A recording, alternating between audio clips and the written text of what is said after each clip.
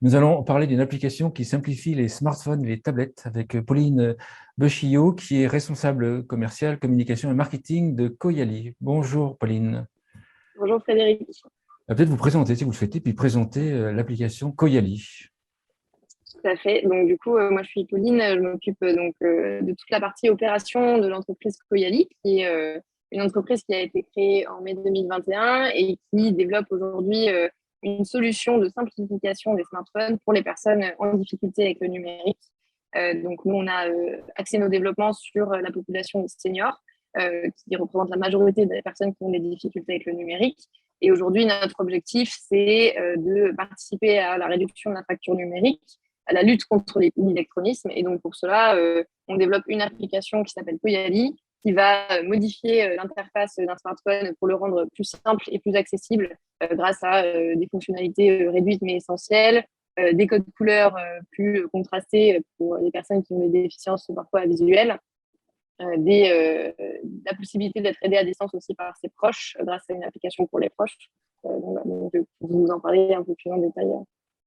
Qu'est-ce qui se fait qu'on se lève un matin en disant, tiens, je vais développer une application pour simplifier les téléphones, les smartphones? Alors, l'idée du projet, elle est née de l'observation notamment de la grand-mère de Maxime, qui est donc le cofondateur de Koyali, qui régulièrement avait des soucis à utiliser ses appareils numériques, soit smartphone, tablette ou ordinateur. Et donc, Maxime l'aidait très régulièrement les dimanches en allant la voir.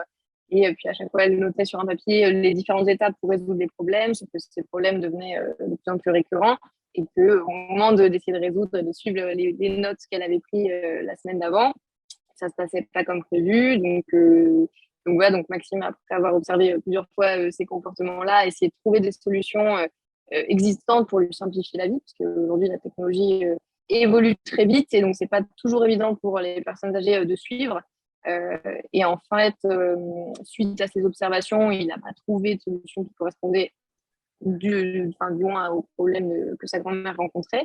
Et grâce à ses compétences et ses connaissances en informatique et en programmation, il a décidé de se lancer à la base sur un projet de fin d'études sur une solution de simplification des outils numériques qui finalement est devenu un vrai projet d'entreprise sur lequel on travaille tous les deux aujourd'hui.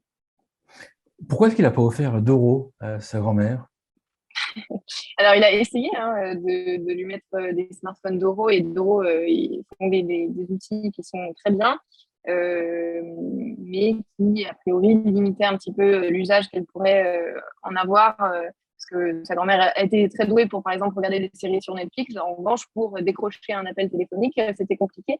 Donc, il a voulu, lui, faire un mix entre une solution simple et facile, avec des boutons plus accessibles en termes d'ergonomie, d'intuitivité, mais sans limiter les possibilités qu'un smartphone peut offrir, parce que c'est souvent le problème qu'on retrouve aujourd'hui avec les solutions de simplification des outils numériques, c'est que elles sont simples, mais du coup parfois trop simples, et elles peuvent limiter les actions qu'on pourrait avoir avec ces outils-là. Le développement, il s'est passé comment? J'imagine que vous avez parlé à des seniors, échangé avec des seniors, testé avec des seniors. Tout à fait, tout à fait. Et d'ailleurs, les seniors sont les meilleurs ergonomes qu'on pourrait demander à avoir. Au départ, ça a été donc sur la partie développement du projet, ça a été plutôt fait du côté de Maxime. Ensuite, il a confronté une première version de son application à une population senior. Suite à la quoi il a eu beaucoup de retours, et il a donc fait évoluer l'application en fonction pour qu'elle corresponde mieux aux besoins des seniors. Et aujourd'hui encore, on est constamment en train d'itérer pour avoir la version la plus adaptée possible à leurs besoins. Donc on a quelques seniors dans notre communauté qui nous permettent justement, dès qu'on a des nouvelles choses, de leur soumettre et de voir ce qu'ils en pensent et de faire évoluer en fonction, modifier, enlever, changer la couleur. Voilà, mais ça, de toute façon, il faudra toujours qu'on ait un panel de seniors à nos côtés pour qu'on puisse confronter ces changements-là, parce que c'est eux qui savent nous dire ce qui est la meilleure chose, quoi. Vous avez déjà une idée de comment l'application va être commercialisée? Oui, alors on a plusieurs prescripteurs identifiés, en tout cas pour distribuer l'application. On a les prescripteurs professionnels, donc ce sont les mutuelles, les assurances, les collectivités locales, les associations aussi numériques qui font beaucoup de choses pour rendre le numérique accessible. On a les départements aussi qui sont importants dans ce secteur-là du bien vieillir. Et après, on a plutôt les prescripteurs particuliers que vont être la famille, les proches et les aidants, puisque les aidants ont quand même un rôle aussi très, très important dans l'accès au numérique pour les seniors.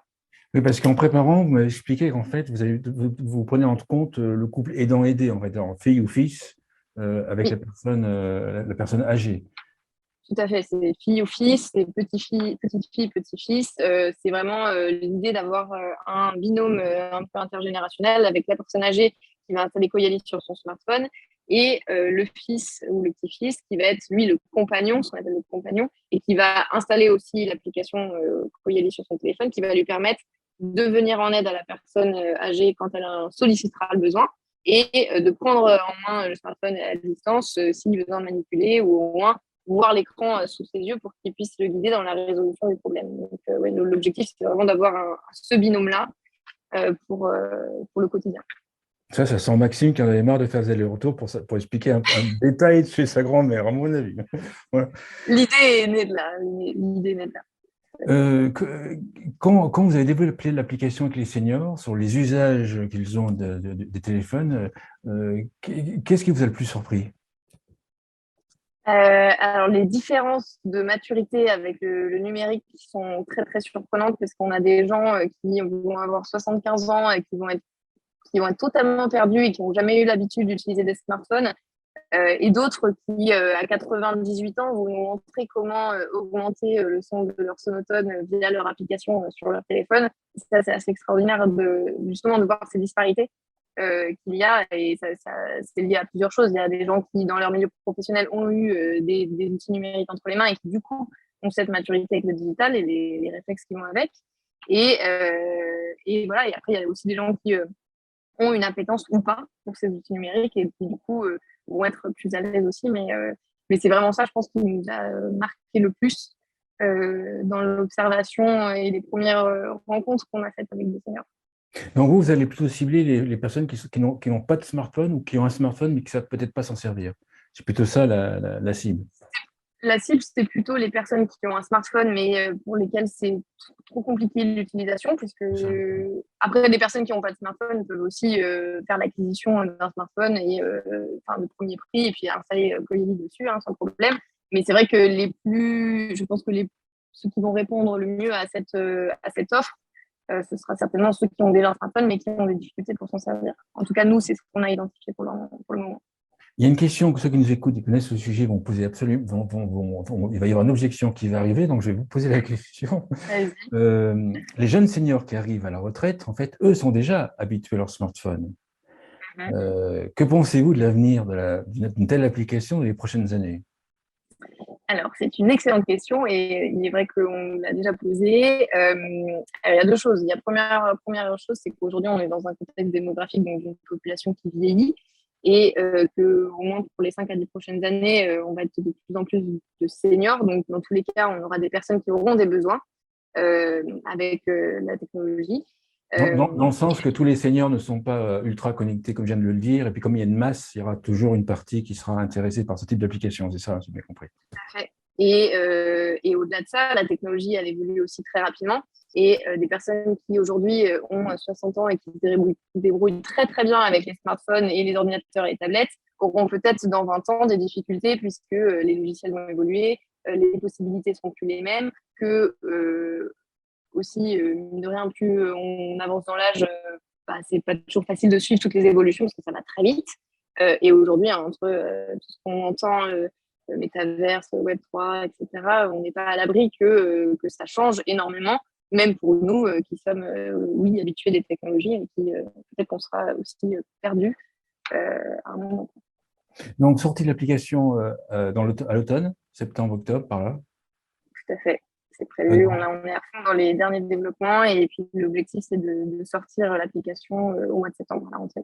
Et sans tout dévoiler, la commercialisation, enfin la communication va se dérouler comment? Puisqu'en fait, vous êtes en charge de la communication. Oui, tout à fait. Donc ça, c'est une de mes tâches principales. En effet, la communication, elle va s'opérer plutôt auprès des proches puisque la communication majoritairement elle va être en ligne, donc sur les réseaux sociaux, sur des médias qu'on utilise quotidiennement et qui vont être, eux, les proches des prescripteurs auprès des personnes âgées. Et aussi notre communication du coup auprès des professionnels, où là, ce sont eux aussi qui vont pouvoir relayer en fonction des appétences ou pas, hein, évidemment, des acteurs qu'on va être amené à rencontrer, mais c'est eux qui vont relayer aussi cette solution auprès, si c'est par exemple une mutuelle, de leurs adhérents, si c'est une assurance auprès des assurés, auprès si c'est des mairies, ce sera auprès des seniors de la commune. Voilà. Une conclusion ou un mot à ajouter? Écoutez, si jamais Coyali peut susciter de l'intérêt pour vous en tant que particulier ou professionnel, n'hésitez pas à nous contacter. Nous, on est ravis d'échanger avec toutes les personnes qui nous sollicitent. Donc, c'est avec plaisir. Mais peut-être précision pour donner des pistes d'idées de réflexion qu'on a débattu un petit peu avant. On peut, pour les professionnels, la cellule économique qui nous écoutent et qui veulent cibler les personnes âgées qui ont soit un smartphone qui ne savent pas l'utiliser, soit qui n'ont pas de smartphone et qui vont s'y mettre, l'application pourrait servir de diffusion de vos informations. Voilà, ça peut pour faire réfléchir ceux qui nous écoutent à ce moment en question. Merci beaucoup, Pauline. Pauline, merci à vous, Frédéric. Le Chillon, je rappelle que vous êtes responsable communication marketing, entre autres, de Coyali. Merci beaucoup. Merci à vous. Bonne fin de journée. Au revoir.